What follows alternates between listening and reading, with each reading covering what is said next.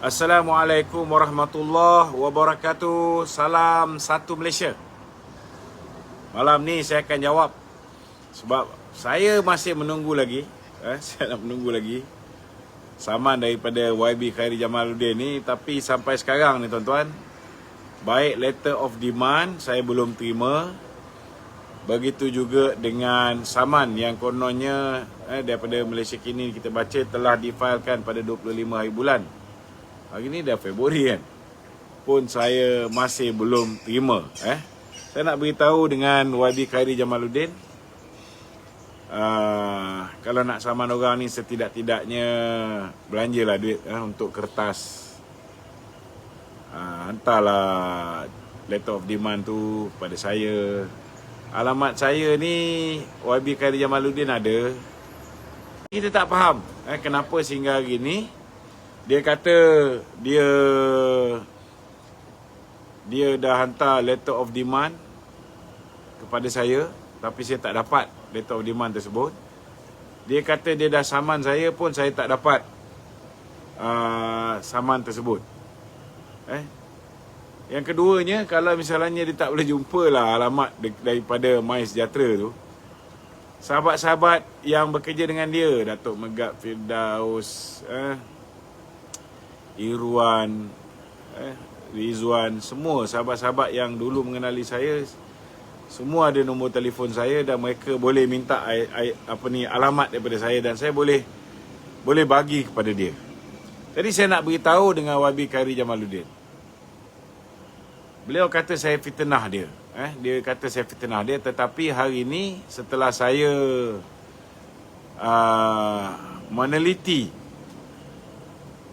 apa yang dia kata sebagai fitnah, sebenarnya ialah saya bertanyakan kepada YB Khairi Jamaluddin, meminta beliau menjawab bila mana ada video yang tular di mana seorang bapa dan seorang anak telah mendapati bahawa ada vaksin yang expired dan beliau, anak dan bapa itu telah menolak daripada vaksin yang expired itu disuntik oleh bapanya. Jadi kita minta supaya Menteri Kesihatan menjawab sama ada betul ataupun tidak bahawa vaksin tersebut expired dan kejadian itu benar. So dia jawab je lah sama ada benar ke tidak. Kedua, saya bertanya kepada beliau sebab beliau mengatakan bahawa beliau sudah pun divaksinasi 2 kali dan sudah mengambil booster. Tetapi apabila diperiksa menggunakan nombor telefon dan juga IC beliau, menggunakan laman web MySejahtera, didapati beliau masih lagi dalam proses untuk mengambil dos yang pertama. Jadi saya minta dia jawab. Kita sebagai aktivis masyarakat, orang lain disuruh untuk mengambil vaksin, tetapi menteri yang suruh orang lain mengambil vaksin, yang menggalakkan orang lain mengambil vaksin, yang mengarahkan supaya majikan-majikan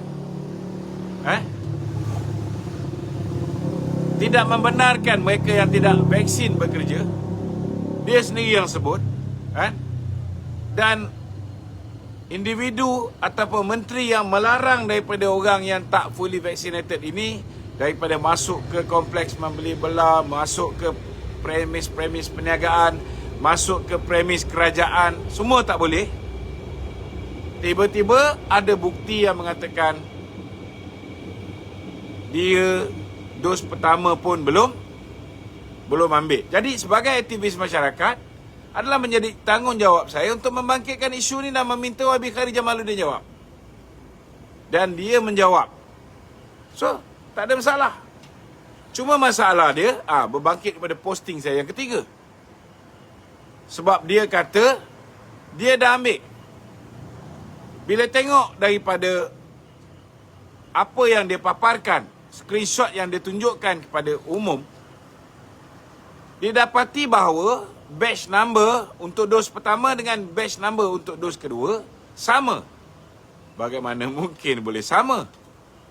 Dalam keadaan tempoh tu sudah pasti lebih daripada 3 bulan daripada yang pertama. Jadi ini menjadi question mark. Dan lebih menjadi persoalan ialah bila mana dia kata dia sudah ambil booster. Tapi tarikh dia ambil booster tidak ada. Yang ada tarikh September 2021. Sedangkan booster dose bermula pada 16 Oktober 2021. Ini juga menjadi persoalan. Orang ramai nak tahu. Dia suruh orang ambil booster. Tetapi macam mana booster dose dia tu, tarikh tu tak ada. Dan orang ramai tahu bahawa 16 hari bulan baru mulanya booster dose. Dan dalam dia punya Instagram, 26 hari bulan Oktober baru dia beritahu dia selesai ambil booster dose. Jadi benda ni semua jelas menunjukkan ada something wrong dengan dia punya sertifikat. Apa salah ke saya bertanya dengan menteri yang hari ini mahu rakyat mengambil vaksin, mengambil booster, tentang sama ada dia benar-benar sudah mengambil vaksin dan sudah mengambil booster. Takkan saya tanya pun tak boleh. Takkan saya tanya pun dia nak saman. Jadi perkara-perkara yang saya bangkitkan ini, saudara, ialah berkaitan dengan pertanyaan saya. Termasuklah video saya pasal Dr. Naim. Ada 2 video saya sebut pasal Dr. Naim. Tapi mahkamah dah mengambil keputusan bila mana peguam Dr. Naim meminta ex parte, memfailkan ex parte injunction. Dan mahkamah memutuskan meminta saya delete. Itu saya dah delete. Saya sudah pun delete. Jadi dia bangkitkan benda tu pun tak guna. Sebab saya dah delete mengikut arahan mahkamah. Saya nak beritahu dengan YB Khairy Jamaluddin, kan? Ini zaman tahun 2022. Rakyat ni sentiasa hands on. Sama ada isu semasa ke, sama ada peraturan WHO ke, sama ada apa saja. Apa saja yang berkaitan dengan vaksinasi, berkaitan dengan arahan-arahan yang dikeluarkan oleh YB Khairy Jamaluddin, semuanya rakyat boleh menilai, boleh tahu sama ada apa yang dia cakap tu betul ataupun tidak. Tambahan pula bila tular video di mana beliau mengatakan itu video lama. Tak kiralah video tu video lama atau video baru, tetapi dalam video tersebut beliau menyatakan bahawa saya masih muda. Saya tidak perlu mengambil vaksin. Saya masih mengambil booster. I took Sinovac quite late, so I don't need the booster yet. Kita nak kena offer booster. But this is a serious answer. The booster is only offered to people who should have it. Saya muda, tidak ada morbidity setakat ini, insyaAllah. Ya? So I shouldn't be taking a booster. Because I'm taking a vaccine from somebody else.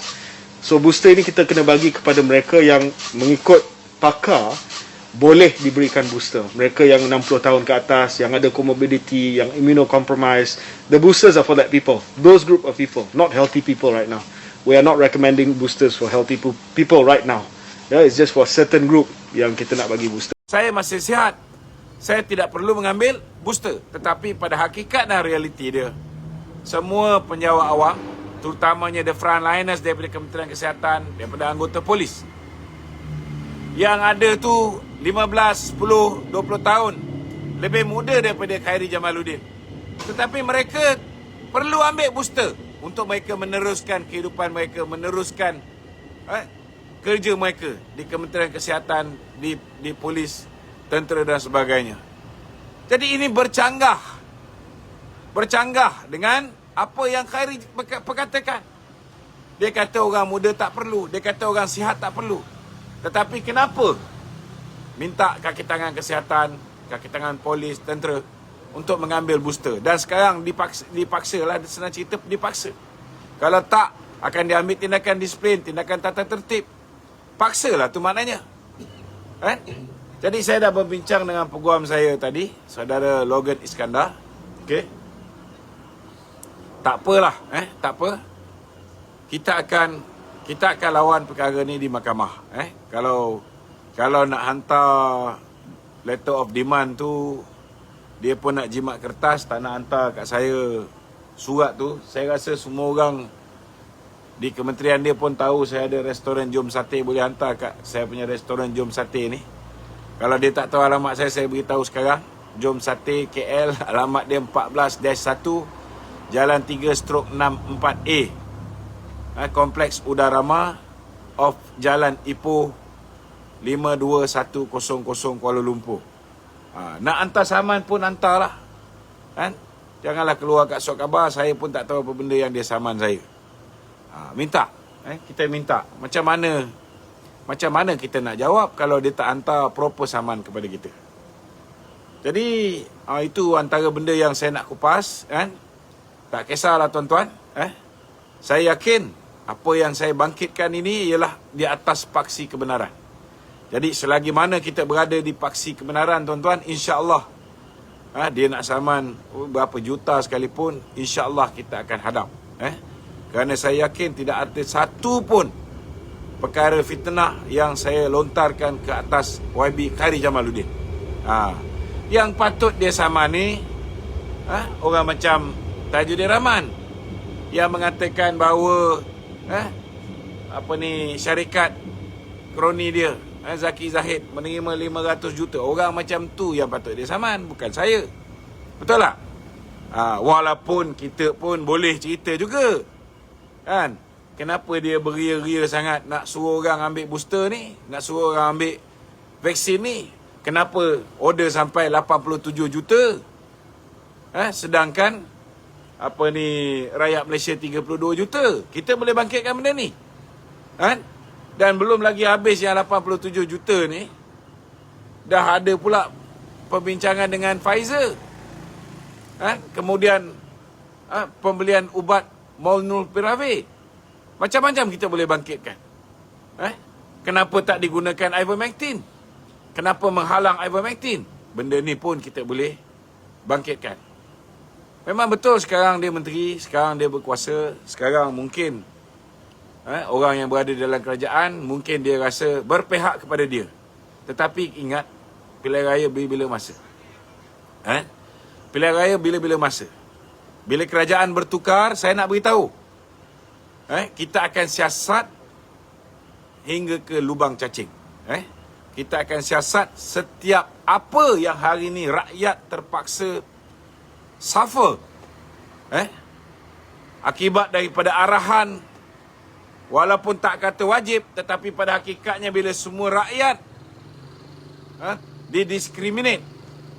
didiskriminasi kerana tak ada fully vaccination certificate, macam-macam kepedihan yang mereka lalui. Saya nak beritahu, perkara ini akan kita siasat dengan sehabis baik. Kalau perlu kita tubuhkan Suruhanjaya Siasatan Diraja untuk menyiasat semua sekali, termasuklah angka COVID, termasuklah benar ataupun tidak orang yang mati